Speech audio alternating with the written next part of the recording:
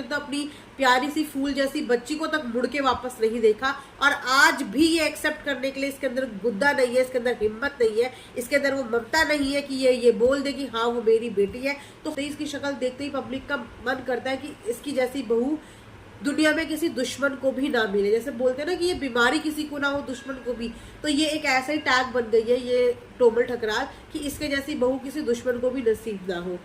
Hello friends, good morning and welcome back to my channel earth mom Dehradun, और मैं हूँ ज्योति। Welcome करती हूँ आप सभी का अपने चैनल में। सो फ्रेंड्स, आज तक हमने लड़कियों के लिए एक टैगलाइन सुनी थी गोल्ड डिगर, जिसके ऊपर मैंने एक पर्सनली वीडियो भी बनाई थी कि क्यों लड़कियों को गोल्ड डिगर बोला जाता है। लेकिन अब एक न्यू टैगलाइन वो है जो ट्रेंड कर रही है, वो है सन डिगर। तो अब आप समझते हो ना सन डिगर का मतलब क्या हुआ। अब ये टैगलाइन क्यों ट्रेंड कर रही है? ये ट्रेंड कर रही है हमारे सो कॉल्ड इन्फ्लुएंसर्स की वजह से, जिनकी वजह से आम जनता को भी ऐसे और आम लड़कियों को भी, बहुओं को भी ऐसे वर्ड सुनने को मिलते हैं। क्योंकि ये जो इन्फ्लुएंसर्स है ना, ये लोग इस तरीके का इन्फ्लुएंस सोशल मीडिया पे डालते हैं, इस तरीके की हरकतें करते हैं, जिनकी वजह से सोसाइटी में हर बहू को इसी नजर से देखा जाता है। और अब गोल्ड डिगर से कन्वर्ट हो चुका है सन डिगर। ठीक है, तो आप लोग समझ ही गए होंगे कि मेरा इशारा किसकी तरफ जा रहा है। टोमल ठकराल इस समय पे इतना ट्रेंडिंग टॉपिक चल रहा है कि मैं लिटरली आपको बता नहीं सकती। ये एक ऐसी इन्फ्लुएंसर है जो व्लॉगिंग की दुनिया में ना होते हुए भी, खैर व्लॉगिंग चैनल तो इनका था, इन्होंने दान दे दिया, भाई से कुछ ज्यादा ही मोह है इनको, तो अपने भाई के लिए कुछ भी कर सकती है, तो इन्होंने अपना चैनल भी अपने भाई को दान दे दिया। लेकिन ये इंस्टा पे भरपूर एक्टिव रहती है। तो ये एक ऐसी इन्फ्लुएंसर है जो व्लॉगिंग के चैनल में दुनिया में ना होते हुए भी वाईटी की दुनिया में, फिर भी वाईटी में इनको इतना क्रिटिसाइज किया जाता है। लिटरली मेरे पास कमेंट्स आते हैं इनको लेके, और लोग रोते हैं, मतलब लेडीज रोती हैं आके कि ऐसी बहू है, ऐसी अपनी सास को परेशान कर रही है, उनकी सास ये रो रही है, वो रो रही है, मैम कुछ बोलो, मैम कुछ रिएक्शन मिलो। लिटरली मतलब फर्स्ट टाइम मैंने ऐसी चीज फेस की है कि लोग मेरे पास आके रो रहे हैं कि इसके लिए मैम कुछ बोलो। तो जाहिर सी बात है यार, अगर पब्लिक के इमोशंस इतने ज्यादा हर्ट किए गए हैं तो उस पर रिएक्शन देना तो बनता है। तो इन मैडम की हरकतें कुछ ऐसी हैं कि एक शादी तो इनकी टूट ही चुकी थी, लेकिन दूसरी शादी में भी इन्होंने ऐसा लोचा किया है कि उनके बेटे को ही घर से लेके निकल पड़ी है। अब माँ की हालत इतनी बुरी है, ऑब्वियस सी बात है कि जो माँ अपने बच्चे को बचपन से लेकर जवानी तक पालती है, एंड सडनली एक नई एंट्री के बाद वो बेटा माँ से छिन जाए, तो माँ की हालत आप लोग समझ ही सकते हैं। इस समय उनके सेकंड पति की जो माँ की हालत है ना, वो लिटरली बहुत ही सैड है। उनकी मम्मी की बीपी के इश्यूज हो गए, उनकी मम्मी बहुत ज्यादा डिप्रेशन में रहने लगी है। आप उनकी शक्ल से ही देख के बता लोगे कि इंटरनली वो कितनी परेशान चल रही है। कि जब एक बच्चा अपने पापा के कंधे से कंधा मिला के चलने लगता है ना, तो माँ बाप की बहुत ज्यादा एक्सपेक्टेशन अपने बच्चे से जुड़ जाती है। लेकिन वही बच्चा जब सपोर्ट दिखाने के टाइम पे माँ बाप को डिच करके चला जाए, तो आप खुद सोच सकते हो कि माँ बाप के दिल पे इस समय पे क्या गुजरती होगी। वहीं पे उनकी सास को इतने सारे health issues back to back चल रहे हैं, लेकिन टोमल को इस चीज से कोई लेना देना नहीं है। वो मैडम आराम से अपनी मौज मस्ती की दुनिया में मगन है, रील्स पे रील सेंड करी जा रही है। लेकिन सोचो, इतना खौफ उसे जनता का है क्योंकि उसे पता है कि वो बहुत गलत कर रही है। इस वजह से उसने अपनी इंस्टा की हर रील्स के ऊपर कमेंट सेक्शन ऑफ किया हुआ है। कमेंट सेक्शन ऑन करने तक की उसके अंदर हिम्मत नहीं है, क्योंकि इस समय पब्लिक उसको इतना क्रिटिसाइज कर रही है। मतलब ये एक्सपेक्टेशन किसी ने भी टोमल से बिल्कुल भी नहीं रखी थी। जब टोमल के साथ एक कंट्रोवर्सी हुई थी, उसकी इंसल्ट की गई थी, तो सब लोगों को ना उससे सिंपैथी हो गई थी कि यार ऐसे नहीं करना चाहिए। लेकिन अपनी इन हरकतों से ना उसने लोगों को अपने लिए हेट करने के लिए ना मजबूर कर दिया है।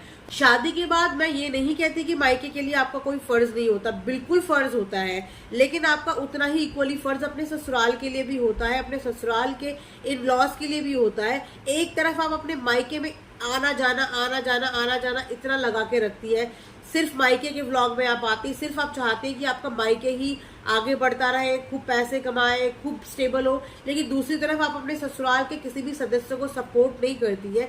इसीलिए शायद उनकी मजबूरी हुई कि उन लोगों को सोशल प्लेटफॉर्म पे आपके बारे में लोगों को बताना पड़ा, क्योंकि लोग कहीं ना कहीं इनकी ससुराल वालों को टारगेट कर रहे थे कि कहीं बेचारी पे अत्याचार ना होता हो। लेकिन ये कलयुग है, यहाँ पे हर औरत जो कंप्लेंट लिखाने जाती है उस वही विक्टिम नहीं होती है।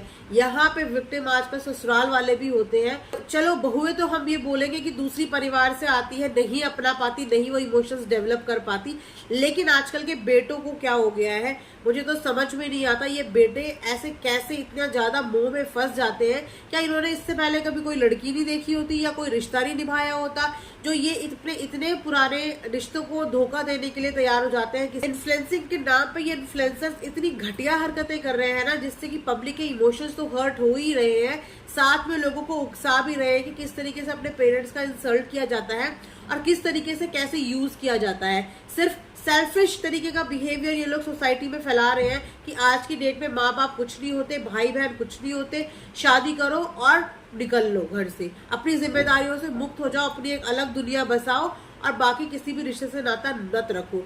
जिस तरीके से टोमल ठकराल अपने पेरेंट्स का टेक केयर करती है, अपने पेरेंट्स के लिए कंसर्न है, यहाँ वो तो लॉयल डॉटर है, लेकिन नानत है इसके पति पे कि देखता है कि उसकी बीवी अपने पेरेंट्स के लिए कितनी लॉयल है, उसके बावजूद ये अपने पेरेंट्स के लिए कुछ नहीं कर सकता। इतना तो सीख लेता कि जिस तरीके से वो अपने पेरेंट्स का ध्यान दे रही है, अपने मायके के लिए इतना कंसर्न है, इसका 20% कंसर्न भी तुम भी अपनी फैमिली के लिए दिखा देते तो आज तुम्हारी माँ की ना ये स्थिति नहीं होती। वो इतना बीमार है, उनकी शक्ल से ही लोगों को रोना आ रहा है लिटरली। मतलब वो बहुत कोशिश करती है खुश होने की, नॉर्मल होने की, लेकिन जिस माँ के आंचल से उसका बेटा छीन लिया गया हो उस माँ पे क्या गुजरती है ना, ये एक माँ ही समझ सकती है। उनके दोनों भाई भी बहुत बार इस चीज का मतलब चाहते हुए भी मुंह से तो नहीं बोल पाए, लेकिन उनके जेस्चर से ना, उनके इमोशन से समझ में आता है कि पूरी की पूरी फैमिली इतना हर्ट है। मतलब वो लोग ये सोचते हैं, शायद उस घड़ी को कोसते होंगे जिस घड़ी में उन्होंने टोमल से रिश्ते के लिए हाँ की होगी, क्या सोच के, क्या सपने देख के उन्होंने टोमल के साथ रिश्ते के लिए हाँ किया होगा और शादी के बाद उनको क्या क्या नहीं सुनना पड़ा। टोमल ने उनसे झूठ बोला, अपनी शादी के बारे में उनको नहीं बताया, फिर भी उन्होंने टोमल का सपोर्ट करते हुए सोशल प्लेटफॉर्म पे यही बोला कि हमें इस बारे में पता है और हमें इस बारे में कोई भी बात आगे नहीं करनी। टोमल की बेटी के बारे में जब इन्हें पता चला तब भी इन्होंने टोमल की गलतियों पे पर्दा डाला और हर जगह पे जहां पर टोमल के लिए स्टैंड लेना चाहिए था, उसको प्रोटेक्ट करना चाहिए था, टोमल के ससुराल वालों ने उसके लिए स्टैंड भी लिया, उसको प्रोटेक्ट भी किया, उसके अगेंस्ट एक भी बार कोई भी बात नहीं की।